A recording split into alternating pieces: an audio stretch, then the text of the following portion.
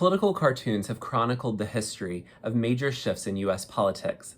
When U.S. Senator Strom Thurmond of South Carolina and other noteworthy Democrats shifted their allegiance to the Republican Party in the early 1960s, cartoonists captured the swing in the political pendulum. Using Strom Thurmond's personal papers in the Strom Thurmond Collection, which is part of Clemson University's Special Collections and Archives, this study examined 16 political cartoons depicting Thurmond's party switch that were kept in his own archive. A content analysis of these cartoons illustrates there was a focus on setting and character affect as polarizing political rhetoric. Plot cues indicated Thurmond's role as a catalyst in the party switch of 1964. And the narrator depictions of Southernness as central to the time period were prevalent among the cartoons. In addition, this study paid special attention to several cartoons that were kept in the archive that are signed originals provided to the senator by the cartoonist, many of them with personalized notes for the senator himself. Let me share a couple with you. Jim Morgan's 1964 Changing Partners depicts a donkey frustrated but relieved by Thurmond's decision.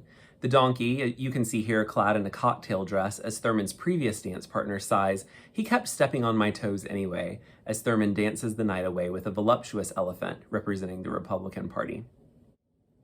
Next, in Rebel Without a Cause, Ralph Yoes from 1964 also uses Confederate garb to depict Thurmond as a war general, riding a Republican elephant under the banner of states' rights, which was also a remnant of the Dixiecrat Party that Thurmond was a part of.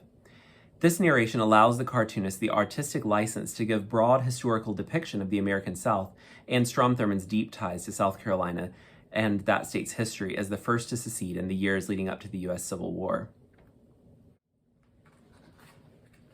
You might also be able to make out the inscription from the artist indicating to Senator Strom Thurmond with best regards. This particular image was also matted in a red frame, an indicator that this particular image was hung on the wall in Thurmond's office at one point or another. One of the foundational claims of this study is that political cartoons are difficult to chronicle and search. Explorations of archives offer new compilations and narratives that retell the stories that they house. The physical space of the archive creates a fundamental retelling, in this case of journalism and political cartoons surrounding Strom Thurmond's party switch. How much more so might archives tell us the stories of key moments in each of our lives?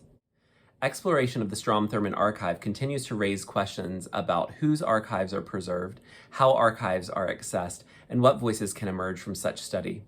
Political cartoons in this archive are a fascinating story because they were collected by Senator Thurmond himself. They were preserved at a university, and in some cases bear original unpublished notes shared between artists and the subject of their art. This study has laid groundwork for the assessment of relationships between politicians and cartoonists, suggesting that both impact each other in political discourse. And if you're interested in this particular article, I encourage you to read it in the 2020 Carolina's Communication Annual.